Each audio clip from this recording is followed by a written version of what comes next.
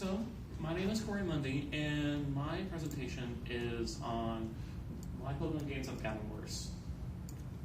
And so you know this little character right here, his name is Pikachu.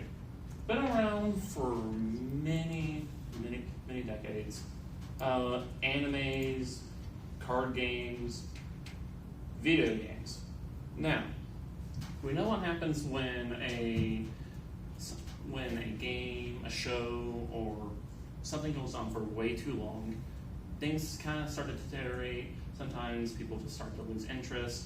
Maybe the people, or maybe the people making the game itself, or the show. Well, that's what I'm going to talk about today.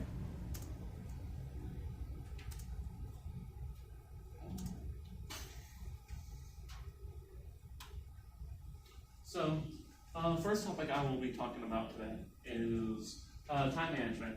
Well, we know time management is a crucial thing when it comes into developing a show or a game. And that's why I have right here. We have the golden era of Pokemon games, which is Gens 1 through 5, and the downfall era, which is Gens 6 through 8. And right here is about the average amount of time or days that were spent on each consecutive game in between the next main series game.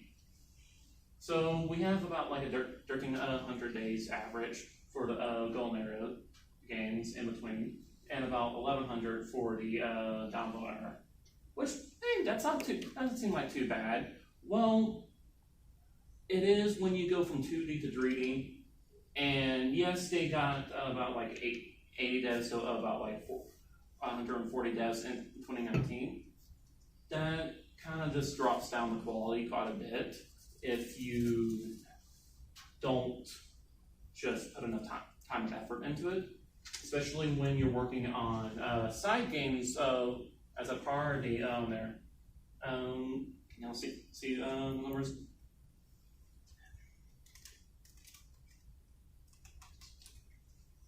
So in the golden era of Pokemon, Game Freak kind of focused on like 4 side games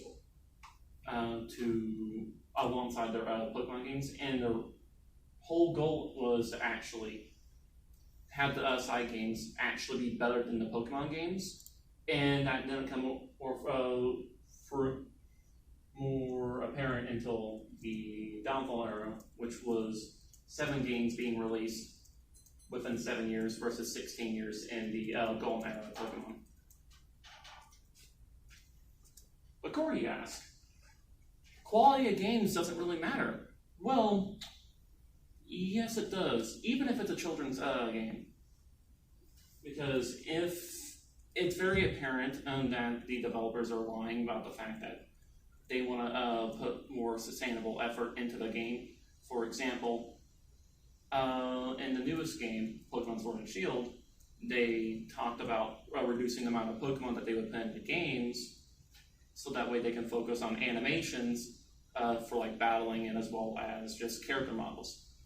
Well, through some digging and such like that, it was apparent that they reused character models and such like that, or animations, for the new games, which doesn't really bode very well. And they just, for the movements of the animations of like attacks and stuff, it was just movements of just going left and right, or just moving the Pokemon's character model just only by a little bit for each of the different attacks. And my next topic is linear. We know that games can be a bit linear sometimes, especially like if it's like a RPG, you're just going from one area to the next. Well, if you look at this map right here, which is Gen 5, there's a lot of different spots that you can go to. You kind of, as you beat gym leaders, you start unlocking different areas, and you go back and forth from those different areas, bouncing around from the map. And so you get to explore and go back to previous areas that you haven't been, and maybe unlocking more side content that you can check out. Now, this is a map of the 8th gen. It's a lot of big circles going round and round and round. And there was a few caves that you go through, but it's just a straight line going through, unlike in the Gen 5 game, where there's a big cave where it's just a whole bunch of puzzles going through, and you're fighting a couple of bad guys in. Nothing really too creative there. And another topic is like hand-holding versus then and now. Back in Gen 5, you would have like some of your rivals / friends would actually help you a little bit here and there by giving you like maybe an item or kind of like giving you a heads up like, hey, go here to go if you need a little bit more help on gain more knowledge on this gym leader or knowing how to battle.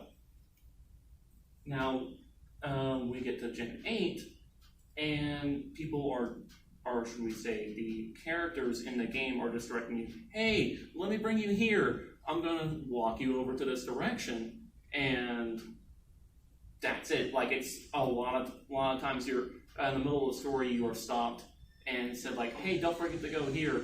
Hey, let's go over here, and make sure that you're sticking to the story and not going to go explore and have fun. My final point is postgame. So the postgame can be the biggest thing that people would very much enjoy about games. And I'll definitely mention about Pokemon Black and White too. It's postgame. You can battle quite a bit of trainers and gym leaders, Elite Four, and champions that you have that have come from different gens in a battle arena, and that's a lot of time you get to spend on just battling them and go explore like different areas that you've unlocked. But that's not the same thing when you talk about Sword and Shield, for example, when you're just meeting some conceited people that are just very rude and just send you out to go do a fetch quest to go fight some raid battles, just to come back and just get mocked. And once you're done with that, you get a Pokemon and you go fight in some tower afterwards, and that's really it.